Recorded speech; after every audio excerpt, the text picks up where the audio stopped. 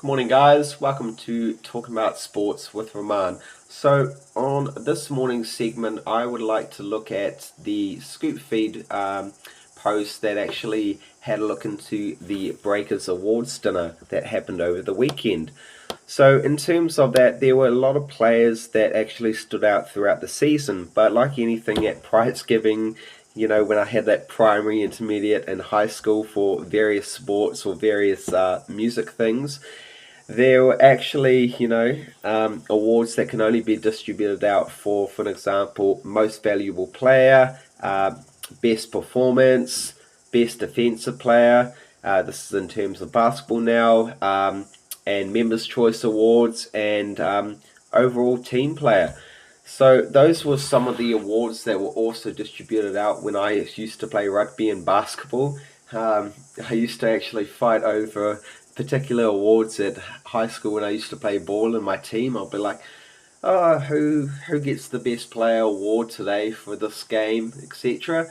But back when I was younger playing rugby, when I was a young kid, etc., I used to love always prize giving and seeing, who would get the best player award, etc., and the best team player. So coming back to the Breakers in terms of their season and their awards dinner, yeah, it was great to see that Parker Jackson Cartwright actually got the MVP award this season, and I wasn't actually all too surprised with that. Personally speaking, I knew that his signing, for the last two seasons has actually been very valuable to our team. And even though he had, a bit of a niggling issue with that 5 game suspension throughout the season, he came back stronger and unfortunately wasn't able to see out his final 2 games. But, he actually left his stamp on the first season for the Breakers, as well as a bit of games throughout the season. We saw, a progression in steals, leadership, also points per game, etc. So, yeah, he's also considered, smallest man on the court. So a lot of passion and heart goes into being a point guard. A lot of effort and efficiency and making sure you have steals and assists and setting up your team players, because there are 4 other players on the court that need to find the lanes. And point guard is actually a very important position on the court. So yeah, it was actually really cool to see him get the award for the most valuable player. One award that I actually was really happy with was actually the Moment of the Year award that the Breakers decided to give out to Sam Meninga, Sammy Boy. And he's been, personally my favourite player throughout the season, coming from Cairns Taipans, which I did mention earlier on in the review of the 2024 season recap of the Breakers. And yeah, his star game basically was against the Tasmania Jack Jumpers.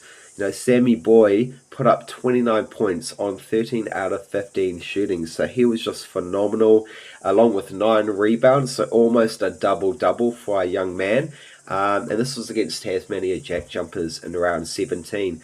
So the Breakers members decided to give him the award for Moment of the Year.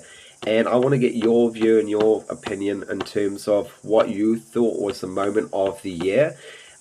Personally, for me, there were actually 2. That one being, Sam Meninga's career highlight, but also Matt Mooney, stepping up to the table against Melbourne United. I did actually mention this previously before, and yeah, it was a heartbreaking cold dagger from Chris Golding to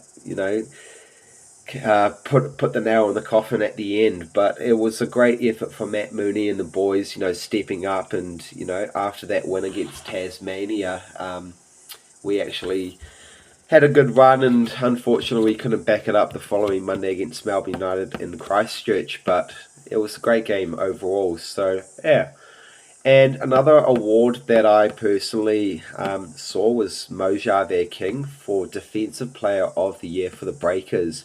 So, Taco Fall being our tallest man and coming into the squad throughout the season, yeah, it was great to see his rotation as well as his plays. But the player that the Breakers and myself personally for Defensive Player of the Year it was great to see Mojave King actually just hustle, lock down his opposition players and being the key, and actually knowing when and where to block and set up his players in terms of the defensive key reads. So yeah, that was cool.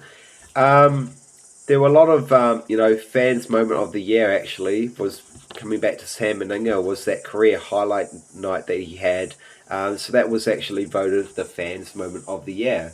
But yeah, in terms of the awards dinner, I can say that if you've never been and you are a Breakers fan, definitely get a ticket to go, because it's a great experience. It's a great outing. You get to meet all the players. You get to, see some career nights, some highlights from back in the past. And our team has won 4 championships, so that probably would most have likely been mentioned at the awards dinner. And also, just going on to the next season, be great to see, some different awards distributed out. But, if players are, stepping up to the table season in, season out, it is very important that they get valued and acknowledged for their progression. So, yeah, if Parker Jackson Cartwright steps up to the table next season and we see him as our valuable player and he turns out to be fantastic again, then most likely he'll get the award again. But, overall for the season of NBL, it's going to be very interesting to see in the finals campaign who takes it out between either Tyler Harvey, Bryce Cotton, Xavier Cooks, Montrezl Harrell, all those players from the squads of Melbourne United, Adelaide 36ers, Sydney Kings, Perth Wildcats. Personally, I think it's going to be a battle between Tyler Harvey and Bryce Cotton in the finals of Perth and the Illawarra meet. So yeah, just coming back to that, one last thing I do want to mention for the Breakers is, personally, I hope that they do go back to their old uniform, or they get rid of the pink and put some cultural heritage on, or some symbolism of championships from the last 10 years. So that would be really cool to see.